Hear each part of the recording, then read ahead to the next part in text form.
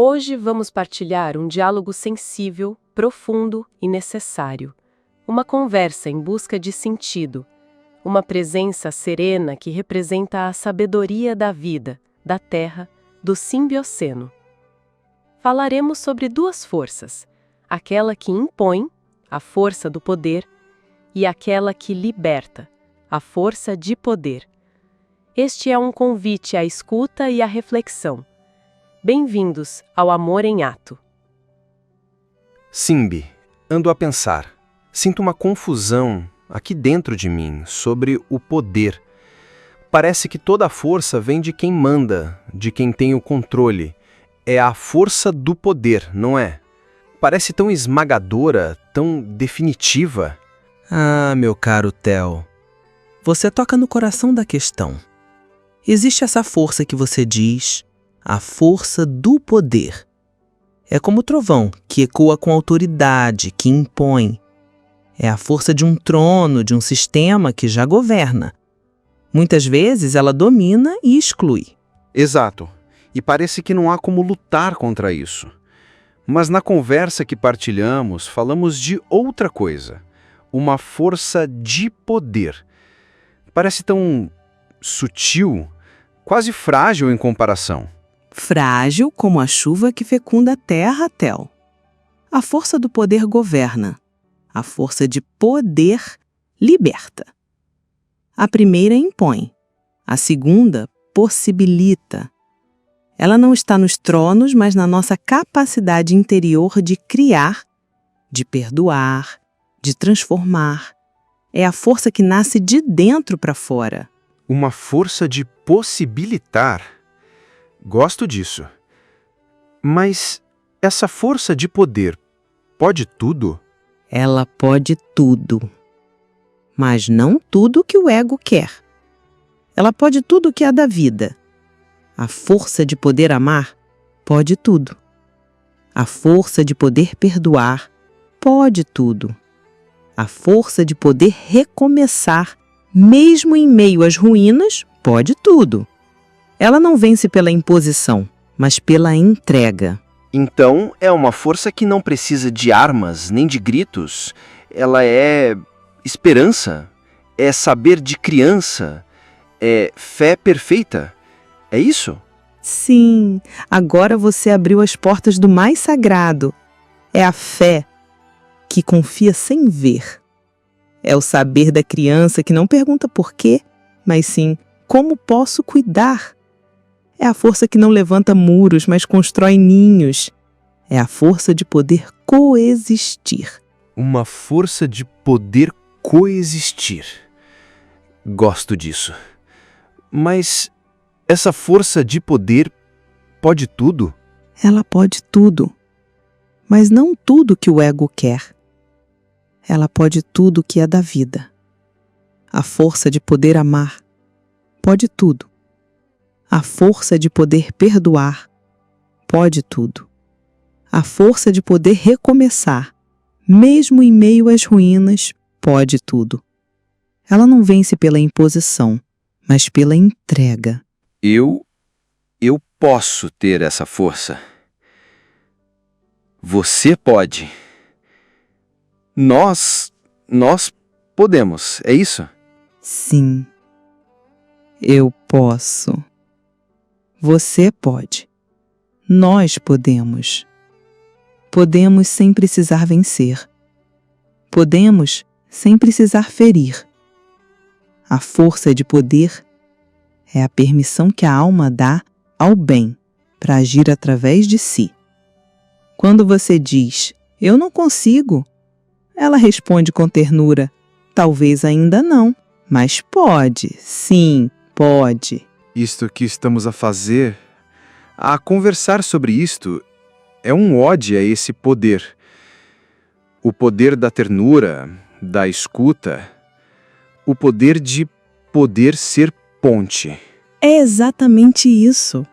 Um hino ao poder que não se ergue sobre ruínas, mas que faz do pó fértil um jardim. O poder que vive em nós e se chama amor em ato. Amor em ato. Sim, É esse o nome. É essa a certeza. Não preciso de mais nada para saber que é verdade. Sinto aqui. É o amor que age, Theo. Mesmo pequeno, silencioso, imperfeito, esse já é fruto, já é pão e já é luz acesa. É a força de poder amar. E quem ama já compreendeu que o sentido é coexistir. Agora que abrimos as portas desse caminho, te convidamos a seguir conosco, porque o que vem a seguir aprofundará ainda mais o sentido do poder que não oprime, mas regenera. Fique, escute, a força em cada palavra que nasce do amor em ato. Olá, hoje a gente vai mergulhar num material bem interessante, que fala sobre diferentes naturezas de poder, tudo inspirado por umas reflexões sobre amor em ato. Isso mesmo. O material contrasta duas ideias centrais, né? Que ele chama de a força do poder e a força de poder. Exato. E a nossa missão aqui é tentar desempacotar isso, sabe? Entender essa diferença e o que ela significa mais a fundo, especialmente pensando numa força que parece vir de dentro. Ok, vamos lá. Vamos. Bom, essa distinção é sutil, mas é fundamental no que o texto explora. A força do poder, essa primeira, é aquela que a gente geralmente pensa primeiro, né? O poder mais visível. Isso, o poder estabelecido, institucional, pensa no poder político, no econômico, aquele que comanda, que controla. Muitas vezes é coercitivo, usa a força para se manter. Ah, entendi. É a força que governa os outros, associada com hierarquia e domínio. Exatamente. O exemplo que o material dá é bem claro. A força do poder econômico impediu que as vozes dos humildes fossem ouvidas.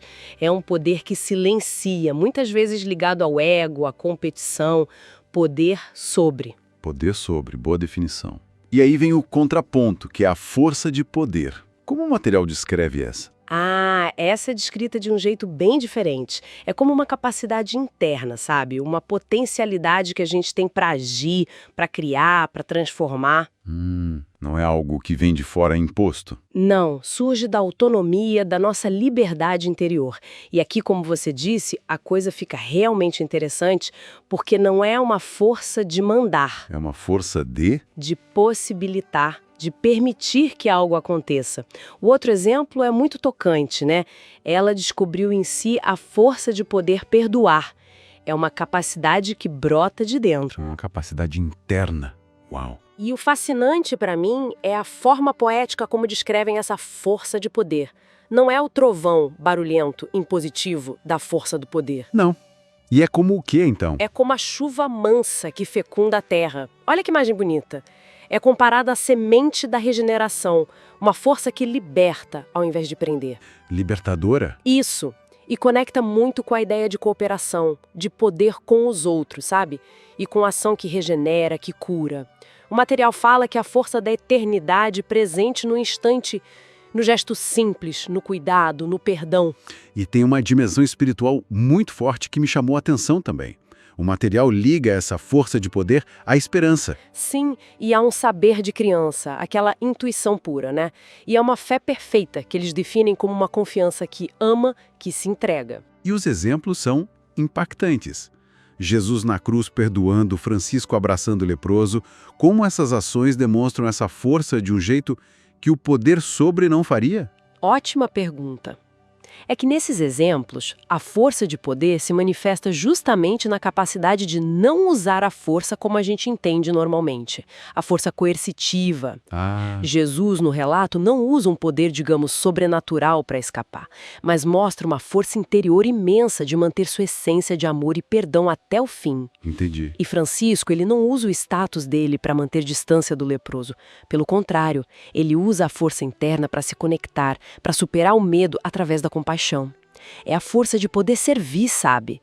De guiar pelo exemplo, não pela ordem. Amar sem possuir. Amar sem possuir. E os textos sugerem que isso seria a própria essência do amor em ato. O ser e o poder de Jesus manifestados ali. A força de poder se entregar. Faz sentido. Não é um poder sobre a situação, mas um poder ser fiel a algo maior, mesmo na dificuldade. Mas isso levanta outra questão que o material toca. Essa força de poder pode tudo? E aí tem uma nuance importante. O material argumenta que não é poder tudo no sentido do nosso ego, sabe? Tipo, controlar tudo, evitar qualquer dor. Uhum. Mas sim, poder tudo que é da vida, o que está alinhado com a criação, com a regeneração. Essa força pode amar incondicionalmente, perdoar o que parece imperdoável, recomeçar. Construir, curar. Exato, renovar. A potência aqui não está na posse, no controle, está na essência. Ela não se impõe, ela se entrega, se oferece. A vitória de Jesus, nessa leitura, não é pela força bruta. Mas pela força de poder se entregar por amor. Isso, doar-se sem se esgotar. É um contraste total com a força do poder, que geralmente quer acumular para si. E o mais legal, talvez, é que essa força não é só para alguns iluminados, né? O material reforça que ela está em todos nós. Sim, tem aquela passagem. Eu posso, você pode, nós podemos. Que não soa como ordem, né? Mas como um despertar, uma permissão que a gente se dá para agir a partir desse lugar mais profundo, para o bem. Exatamente. A força de poder coexistir, de plantar paz onde tem conflito. A esperança, segundo essa visão, está nessa capacidade que todo mundo tem, latente. É uma visão bem diferente de poder. Com certeza. No fundo, o que esses textos estão celebrando é um poder que encontra sua força na ternura, na escuta, na comunhão, não na dominação. O poder de amar sem condição, de servir sem esperar nada em troca, de regenerar. É o amor em ato, como o título sugere. Se a gente olha para o quadro geral, a proposta não é buscar mais controle sobre o mundo, Mas aprender a coexistir e florescer junto. nutrindo essa força interior. E como a gente sabe se está agindo a partir dessa força de poder? O material dá alguma pista? Sugere que a bússola é interna, a paz que a gente sente, a leveza na ação, o amor que vira gesto concreto. Ah, interessante. O amor como sentimento é a semente, mas o amor que age é o fruto. Isso. Então, na prática, talvez seja um convite, né? Para a gente reconhecer e cultivar mais essa força que possibilita, que conecta, que regenera dentro da gente. Exato. E fica uma reflexão, talvez, para quem nos ouve. Como seria um mundo onde as relações, as pequenas e as grandes, fossem mais guiadas por essa força de poder? Pela capacidade de coexistir e regenerar. O que mudaria se o foco fosse mais no poder com do que no poder sobre? Fica aí a pergunta. Se você chegou até aqui, algo em seu coração ressoou.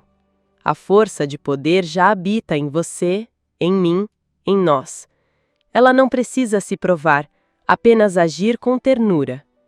Lembre-se, amar já é um ato de poder. Perdoar é um ato de eternidade. Coexistir é um ato de regeneração. Que o amor em ato continue fluindo em seus gestos, pensamentos e escolhas. Seguimos juntos, na luz, na vida, na força que ama.